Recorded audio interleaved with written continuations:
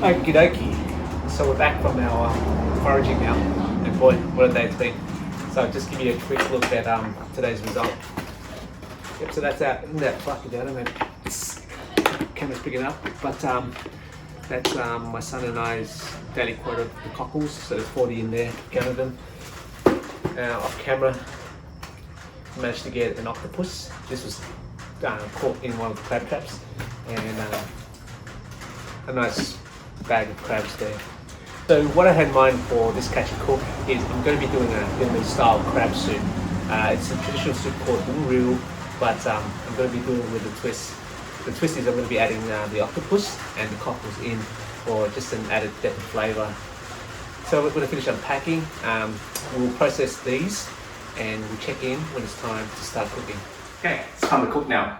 So just before we start cooking, I'll just give you a rundown on the components and ingredients to this recipe.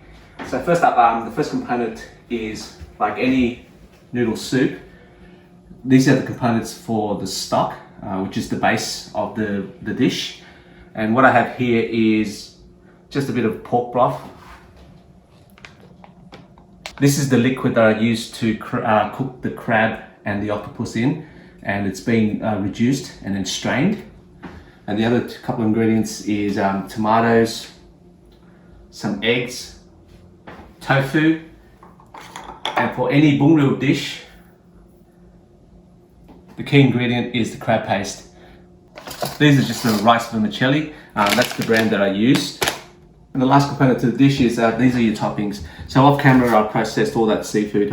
Here we have the cockle meat, the crab that's been deshelled, that's the octopus that's cooked and sliced, and alongside is some pork belly, and this is a Vietnamese ham, along with your fresh herbs. Okay, so you'll notice that I've skipped a lot of the preparation demonstration, just pure fact that I want to keep this video short and sweet as I can. But if you're ever interested in some of the processing of like the seafood, the cockles and the vermicelli, you can check it out on the link above. I'll attach from my earlier videos, so check that out. So without further ado, let's go for the cook. Alright, so first up I'm going to bring the stock to the heat. We just combine the two broths together, the crab and octopus along with the pork broth. And at this point I'll add the tomatoes too, because I want the tomatoes to break down into the broth. Now, adding the broth at separate times like this, along with this ingredient, it adds complexity to the stock. So it gives it like layers of flavour and hits all the notes in the flavouring. Just put the lid on and we'll bring it up to the boil. Okay, just so while the broth's heating up, I'm going to whip up these eggs and we'll start the process of the next ingredient to the broth, the stock. So to the whipped eggs, I'm going to add the crab paste.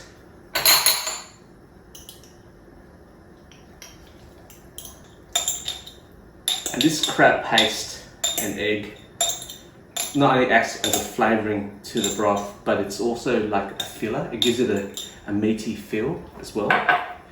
Don't know if the camera's picking it up, but I'm just bringing it for a close up there. There we go. Let's see the texture of it.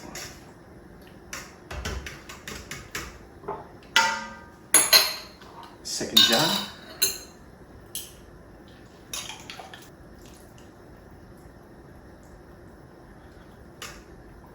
The second jar I only add half, because what I'm going to do with this other half is I'm going to add it straight to the broth. Okay, so the broth's bubbling away nicely, and as you can see in the footage, the tomatoes slowly starting to break down. I'm going to add the other half of the crab jar of the crab paste like I mentioned earlier, and it will start flavouring the stock.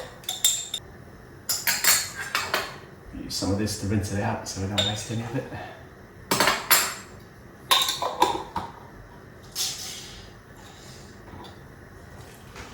And also I'll add the fried tofu in now.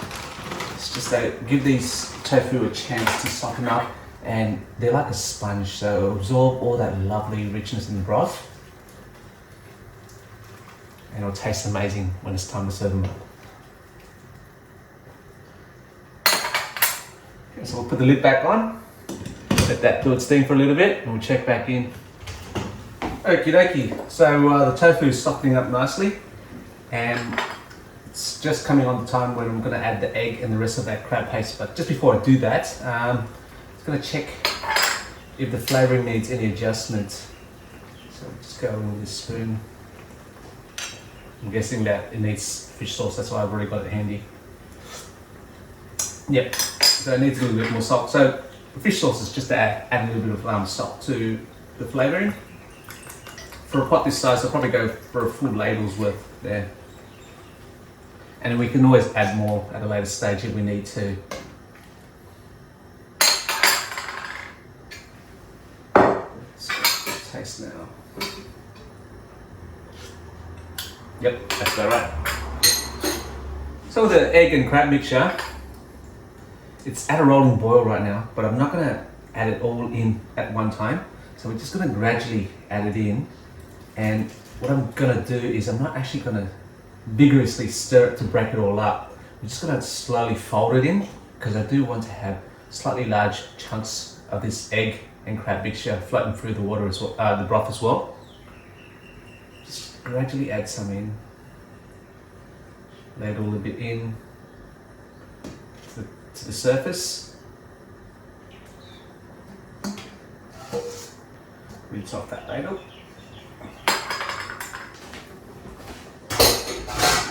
Okay, we'll just let it bubble away nicely. And I'll bring the camera in for a close-up just to show you what it's all about. Okay, as mentioned, the crab and the egg paste is bubbling away nicely. And I didn't vigorously stir, so they did form lovely clumps there on the surface. That's the desired effect that I wanted, because this will just add like a meaty bite to the soup later with the noodles. Okay, so we'll just give that a few more minutes and it's pretty much done. So I'll start the preparation of serving it up. All right, let's serve up. It's time to eat. So just to start off, these are the vermicelli that I've cooked earlier. They've been strained and left to dry out. What I'm going to do is just give it another quick blast back in hot water, because the idea of this, because I want this dish to be piping hot, and it also loosens the texture up on this as well. Straight into the bowl. With the other ingredients, the ham, a couple of pieces of pork belly as well, and a couple of these cockles. I'll give them just a quick blanch in that boiling water as well.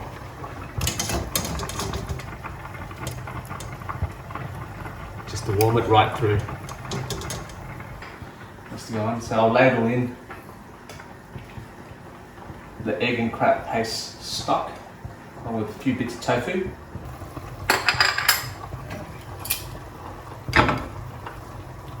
Which should be done now.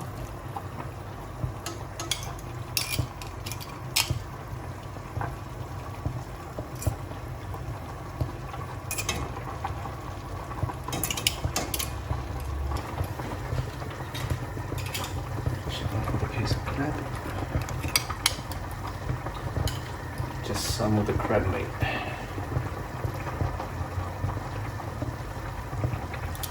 Alrighty. Finish it off with just a garnish of some shallots. Okay, so we're ready to eat. Let's see what it tastes like.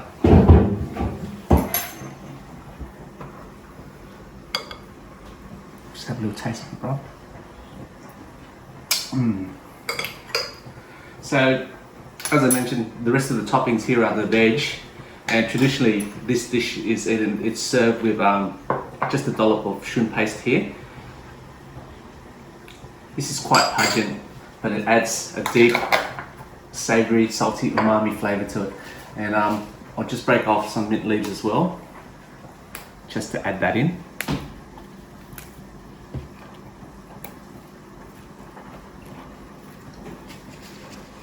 This is just some morning glory. Morning glory is like an Asian green. It's probably the Vietnamese equivalent to spinach and some bean sprouts. Okay, let's go for the taste. Make sure that shrimp paste is all mixed in nicely. Otherwise we're going to have very salty patches. So I'll just get a mouthful with some noodles. I'll grab hold of it. Okay, some noodles, a bit of the crab and egg paste, and a piece of crab meat there, and some tomato. There you go. Put it in.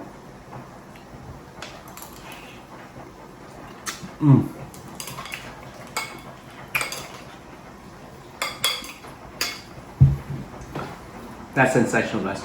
The aroma of this, all that crustacean smell aroma is coming right through.